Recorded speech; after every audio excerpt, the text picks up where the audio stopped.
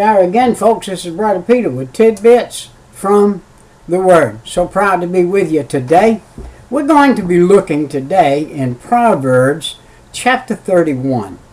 In chapter 31 of Proverbs, it starts out a mother exhorting her son of the woman, the kind of woman to stay away from, and the kind of things of the world that would make you go to that woman who you need to stay away from.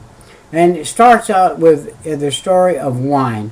Wine and strong drink were not made for a sensible person. If you're going to be sensible, you would be sensible to stay away from wine and strong drink. The Bible said wine is a mocker and strong drink is raging. Let's look, starting in the Proverbs 31, verse 10. In verse 10, who can find a virtuous woman? What is a virtuous woman? A virtuous woman is a woman who has set out as a young lady, 10, 11, 12, 13, 14, 15 years old, all the way up to 20, and never had been involved sexually with a man, or never involved in any illicit things with a person of the opposite sex or the same sex. But this person is a virtuous woman. Not only is she going to be virtuous physically from sex, but she will be a virtuous woman from the world. A virtuous woman from the world.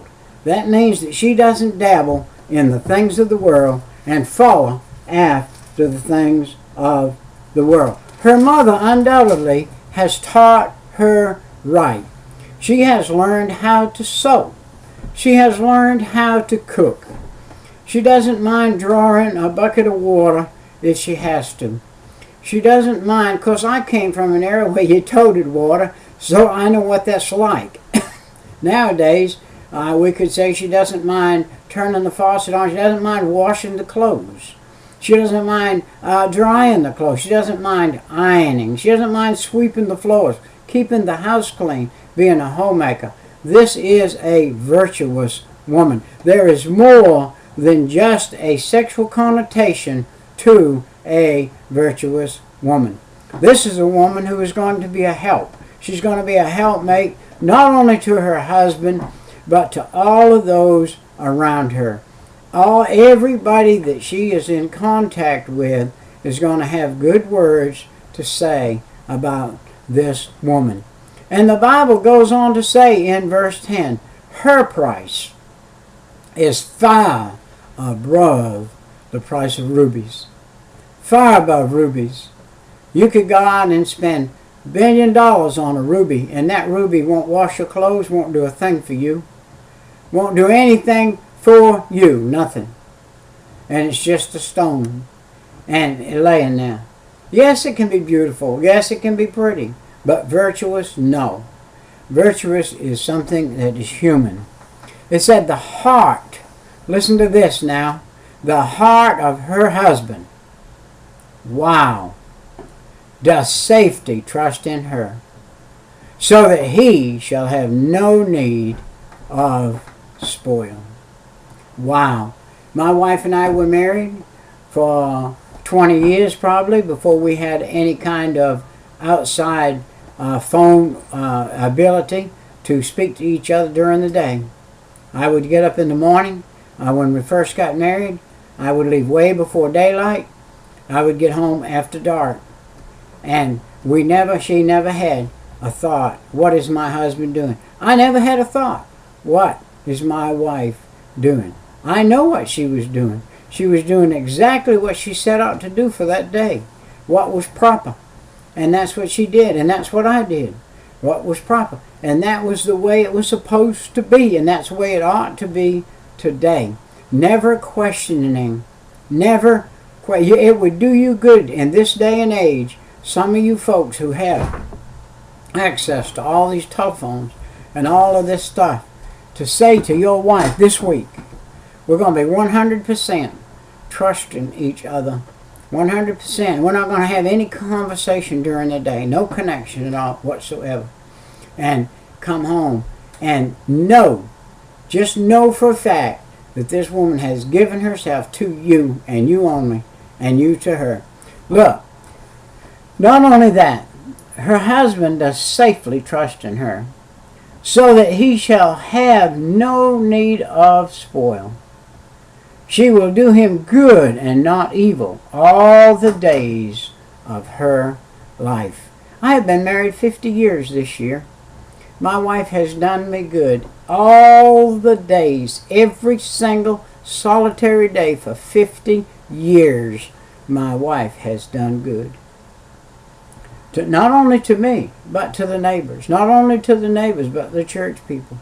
My wife has knit baby blankets for every baby that has been born since 1972 in the church where we go. Since 1970, that's a lot of baby blankets. And she still does that. The Bible said she seeketh wool and flax. She worketh willingly with her hands. I have one of those women. She works willingly daily with her hands when she sits down in the evening. She's going to knit a blanket. It used to be that knitting a blanket wasn't real bad, but now it's the yarn's going to cost you anywhere from $8 to $18, $19 for one small blanket. And so, but still, that hasn't detoured her one bit. Verse 10 said, when you're looking for a woman, look for one that is morally perfect. Morally perfect. That has all the morals that she needs to say this. Look, mister, if I date you, it's going to be no hand holding, no kissing, no touching, no none of that stuff. If I want to get to know you and you want to get to know me, that will be fine. But the way we're going to get to know each other is without physical contact. And we're going to learn our frailties and our things. We're going to learn that then you have found not only a virtuous woman, but a virtuous man. And two people that plan, they plan on when they get married. You know, I said to my wife the other day, we were going down the road. I said, babe, have you noticed this road? Every house on it is for sale. She said, yeah, there's a lot of divorces on this road, and this is the breakup of a marriage, and this is the outcome of a marriage. 20, 30 years, buying a piece of land, building a house, working together, raising a family, and then getting in an adulterous situation because of some stupidity. Man, watch your step. Woman, watch your step. Be a virtuous woman. Say, I haven't been a virtuous woman. Oh, man, I haven't been a virtuous man. Sit down and talk with each other. Say, let's be virtuous people. Let's not do these things anymore that would hinder our marriage. Let's learn to grow and back in love like we did when we first met. Let's put behind us that which is behind us and start afresh. And take this Bible and start working toward what you need for yourself. Verse 14, she is like the merchant ship. She bringeth her food from afar. She riseth also while it is yet night, giveth meat to her household, and a portion to her maidens. Wow. Here's a lady that knows her husband's going to be leaving in the morning at 5 o'clock. She gets up at 4 o'clock. And she cooks his meal. Make sure that when he gets off, he's got his lunch packed. He's had a good meal and kisses him goodbye. You say, well, then what does she do? Well, she could go back to bed, and that would not be an unvirtuous thing to do, because she has done her early morning duty. And she could get a couple more hours of sleep. And then do her daily duties. Well, our time has come and gone. I'm going to continue with this series in Proverbs 31 and list them as Proverbs 31, number 1, number 2, number 3. All right, this is Brother Peter with tidbits from the Word. Our time has come and gone. I'll see you next time. Bye-bye.